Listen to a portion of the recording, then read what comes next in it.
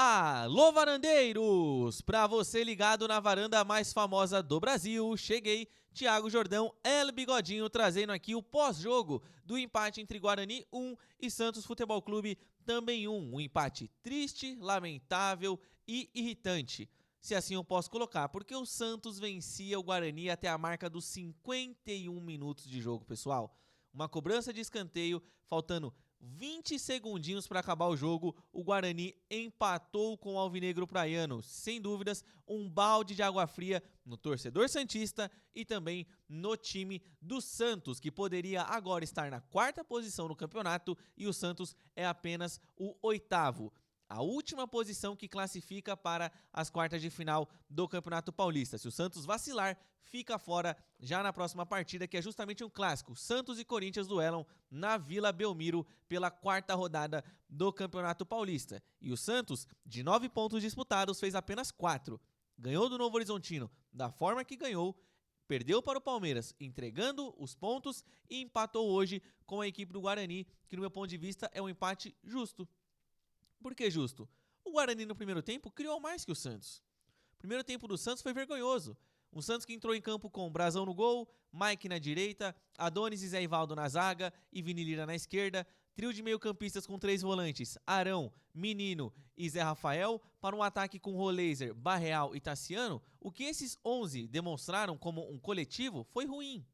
Um Santos desorganizado, um Santos com problemas de trocar 3 passes em sequência no primeiro tempo, um jogo muito abaixo. O Santos foi começar a criar lá no finalzinho da primeira etapa, quando o Barreal perde um gol em que ele corta para o meio e tenta chutar de esquerda, o goleiro faz uma bela defesa e num belo passe do Benjamin Roleiser, o Álvaro Barreal, ele tenta a conclusão, rasteirinha com a esquerda, o goleiro salva, no rebote desse lance o Roleiser de novo cruza para dentro da grande área e junto o Mike, e na verdade juntos o Mike e o Tassiano, eles não conseguem completar a bola para o fundo da rede. Já no segundo tempo, o Santos começa um pouquinho melhor, o Santos faz até um gol com o Tassiano, mas o Lautaro Dias estava impedido na jogada, atrapalhou o goleiro Kaique França e o gol foi anulado. O Santos ainda tem uma grande chance com o Lautaro Dias, chutando a bola para fora, e aí sim, finalmente, sai o gol do Santos, saindo dos pés do Lira. Na verdade, a jogada ela começa com o Arão, que dá o lançamento para o ataque, o Lira bem posicionado, cruza para dentro da grande área de primeira, e aí a bola acaba batendo no zagueiro do Guarani e volta no Álvaro Barreal, que completa para o fundo da rede. Então, assim, esse jogo de hoje, para mim, nos dá lições. Primeiro, na defesa. Primeira lição de todas. Mike não dá. Primeira. Segunda lição. O Escobar não dá também. Tem que ser o Lira.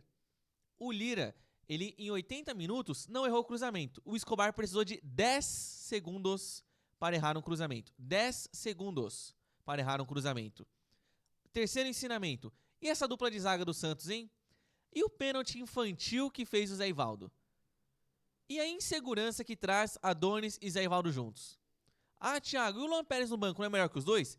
Desculpa, se o Luan Pérez consegue ser banco para ambos, o que eu acho do Luan Pérez? Que ele é fraco também, desculpa. Não dá. Não dá pro Luan Pérez ser banco desses caras, porque senão a gente vai cair naquela pegadinha de sempre pedir quem tá fora. Aí quem tá fora joga, aquele que estava dentro passa aí para o banco de reservas e a gente começa a pedir ele de volta. É um loop infinito, só que é o looping do fracasso. Não é um ciclo virtuoso, né? Então eu acho que todo o nosso quarteto de zaga, com exceção do Lira, o Lira ele é um garoto jovem, tem potencial, tem que ser o titular, Escobar, o Mike, o Adonis, Zé Ivaldo, Basso, Luan Pérez, cadê o Alexis Duarte? Enfim, não dá pra contar com esses caras, porque senão vai ser sempre assim. O próprio Brazão disse na sua entrevista pós-jogo, são desatenções que ferram o Santos. E ele comentou, olha, eu tenho que segurar as palavras para não falar bobagem. Todos nós temos que segurar as palavras para não falar bobagem. Porque a verdade é que dá vontade sim de falar alguma bobagem. Porque o Santos irrita. O Santos deixa louco da vida. Como que o Santos faz um jogo abaixo da expectativa contra uma equipe de Série C e para piorar, o Santos ainda entrega o gol no último lance? Como que uma equipe não consegue segurar um cruzamento para dentro da área? A bola cruza toda a extensão da área, passa pelo Zé Ivaldo. E aí cai no lance em que tem o Escobar, que falha de novo. Nas minhas contas, o Escobar está devendo 3 pontos para o Santos. Vamos considerar que o Santos empatasse com o Palmeiras. O Santos deixou de fazer 1 ponto. Estava vencendo o Guarani até os 51 minutos. O Santos deixou de ganhar 2. Então, o Gonzalo Escobar diretamente fez com que o Santos perdesse 3. Mas tem gente com o nome Juan Pablo Vojvoda que vai insistir no Escobar. Não vai me surpreender se no clássico contra o Corinthians o titular seja o Escobar, porque o Escobar marca, que é uma das maiores pegadinhas também que podem contar pro torcedor santista. O Escobar marca mesmo? Será que ele é bom defensivamente falando? Porque eu lembro de muitas falhas. O Escobar, ele é um jogador que tem a raça. Isso é inegável. Ele é o argentino raiz. Só que o argentino raiz muitas vezes é o quê? Ruim, não é inteligente, mas tem raça. Só que eu citei 2 pontos negativos e 1 positivo. Raça é o mínimo. Não dá pra conviver com o mínimo nesse Santos.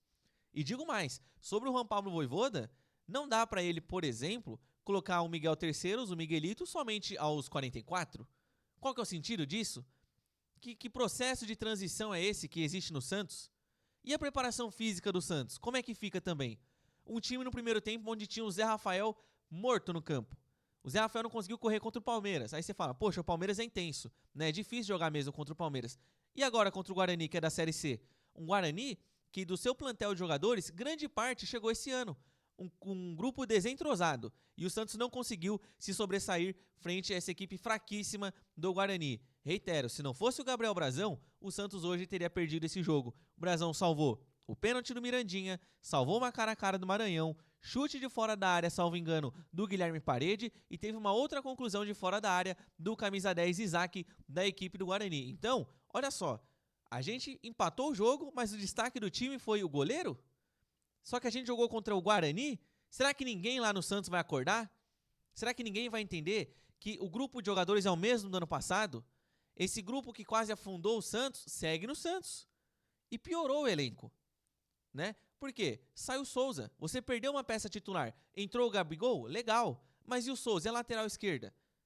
Né? Ele vai ficar insistindo com o Escobar até quando? Esse grupo do Santos ainda tem um meio de campo que é lento. O Arão é lúcido. Mas e os seus companheiros? E o senhor João Schmidt que entra e eu apelidei ele de Siri da Vila, que é só toque pro lado. E às vezes ele dá um toque para trás. De vez ou nunca ele toca para frente. O que acontece no Santos que eles insistem com os mesmos erros? Não dá para compreender a gestão do Santos ser uma gestão que errou em 24, não aprendeu em 25. Errou em 25, não aprendeu em 26? Essa é a mão de obra que a gente vai entregar pro Vojvoda? Porque eu acho que o Vojvoda tem sim a sua parcela de culpa. Mas para mim, ele é apenas a ponta do iceberg. Porque, parem para pensar, quantos caras estiveram aqui antes do Vojvoda? Será que a culpa é só do Vojvoda? Será? Será que se não fosse um outro treinador mais gabaritado, ele poderia fazer mais? Até acredito que poderia fazer mais que o Vojvoda, talvez um outro treinador. Mas seria um a mais que colocaria o Santos em outro patamar? Eu não acho. Eu não acho. Quantos caras não passaram pelo Santos desde a saída do Cuca, quando o Santos foi vice-campeão da Libertadores? O Santos teve treinadores da escola gaúcha, Paulo Turra, teve o Carille, que não é gaúcho, mas é da escola Tite. O Santos teve treinadores estrangeiros, Fabian Bustos, Ariel Holan. Qual desses caras veio pro Santos e deu certo? Nenhum. Nenhum. Então, pra mim, culpar o Vojvoda, tá certo. O Vojvoda tem sim a sua parcela de culpa. Mas eu não acho que ele é o principal culpado. A mão de obra dele é fraquíssima, o Santos não tem defensores, o Santos male tem volantes, e no campo de ataque o Santos, infelizmente, faz com que o seu treinador tenha que colocar o Lautaro na ponta esquerda. Por quê? Não sei por que raios, melhor dizendo, ele não coloca o Matheus Xavier. Ele não confia no garoto? A diretoria também não entrega um cara que ele confie para deixar lá na ponta esquerda? A gente vai com o Lautaro até agosto? Esse é o grupo de jogadores que vai deixar o Santos bem na Sul-Americana? Porque esse grupo de atletas não vai levar o Santos a lugar nenhum. Vai ser o sofrimento que foi no ano passado, porque são os mesmos caras. O Adonis não vai ser seguro da noite pro dia, o Zé Ivaldo não vai ser lúcido da noite pro dia, o Tassiano não vai deixar de ser ruim da noite pro dia, entre outros casos. Não vou ficar nomeando todo mundo aqui, até porque senão esse vídeo, que já tem quase 10 minutos, seria 2 horas. Pra ficar falando um a um dos que são ruins nesse elenco do Santos. Então, pra fechar, o Santos empatou hoje, péssimo resultado. O Santos poderia ser o 4º no Campeonato Paulista, agora é o 8º e se vê na condição de vencer o Corinthians. Quinta-feira, os 3 pontos são inegociáveis. Tem que ganhar o Corinthians porque a sequência do Santos no Paulistão é Corinthians, Bragantino e São Paulo. 3 times de Série A. 9 pontos em disputa. Nos 9 que o Santos disputou aqui até aqui nesse campeonato contra Novo Horizontino, que é da Série B, Palmeiras da Série A e o Bugre, o Guarani, que é da Série C, o Santos ganhou 4. E contra 3 da Série A, qual que vai ser o desempenho? A gente vai ficar abraçado na ideia do ano passado, o Santos terminou o ano bem, ganhou 3 jogos seguidos, 3 por 3-0, bateu em 3 cachorros mortos. 3 cachorros mortos, é isso. Ganhou do Sport rebaixado, ganhou do Juventude rebaixado e ganhou do Cruzeiro, que tinha o seu sub-15 para jogar contra o Santos. Então, é isso. Não se iludam, esse time do Santos não vai levar o Santos a lugar nenhum, a não ser que haja uma mudança radical. Mudança essa que eu duvido que o senhor Alexandre Matos vai propor no Santos, porque ele é incompetente. Os jogadores que ele trouxe, coincidentemente, Gabriel Menino, Atlético Mineiro, ele trouxe o Gabriel, Cruzeiro, Lautaro Dias, Cruzeiro, né? Olha só que coincidência. São 3 caras que jogam, né, ou jogavam, enfim, em equipes de Minas Gerais. Onde estava o Alexandre Matos? O mesmo Matos que trouxe quem? Mike. Coincidentemente, onde estava o Mike? Né? O Mike que deu, nas suas palavras, ou foi o Alexandre Matos que disse, não me recordo, que os dois têm uma relação ótima, né? O Santos vai viver dessa camaradagem do senhor Alexandre Matos. Quando que o Alexandre Matos vai começar a ser cobrado de verdade?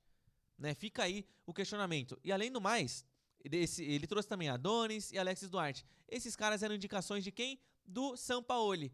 Nem para trazer o cara que é dele ele foi capaz, por exemplo, no ano passado. E esse ano ele só foi atrás da turminha que tá lá em Minas Gerais. Então, que seja cobrado o senhor Alexandre Matos, o departamento de futebol inteiro do Santos tem que ser cobrado, scout, e tem que haver uma cobrança também na preparação física do Santos e no núcleo de saúde do Santos, porque nada explica o Gabriel Barbosa. Num jogo como hoje, ele que ficou disponível o ano inteiro pro Cruzeiro, chegou no Santos, precisou de 2 jogos para ele ficar fora de uma partida. Então, para esse ano, o Santos tem que mudar muito, muito, se quiser fazer uma temporada diferente do que foi no ano passado. Beleza? Então, é isso, varandeiro, varandeira. Tô encerrando esse vídeo aqui. Bravo com o Santos. Inacreditável como que o Santos mexe com nossos corações, né, varandeiros? 00h31 de uma segunda-feira e eu revoltado com 11, no máximo 16 jogadores que correm atrás de uma bola, como já dizia a minha mãe. Mas vamos continuar na luta, nunca vamos desistir do Santos Futebol Clube, até porque o sentimento pelo Santos é inexplicável e também inabalável. Nunca vai terminar o amor pelo alvinegro praiano. Tá certo, varandeiro? Tudo bem, varandeira? Muito obrigado pela companhia de todos vocês nesse vídeo. Deixem o seu like, hypem este vídeo também e comentem aqui embaixo. Thiago, eu acho que o Santos perdeu hoje, empatou hoje por causa disso. Pra mim a falha do peixe foi essa. Gostei disso, não gostei daquilo. Deixa aqui nos comentários que eu prometo que vou ler um a um, meus amigos varandeiros. Vou ficando por aqui. Sou o Thiago Jordão, El Bigodinho. Um grande abraço a todos e tchau!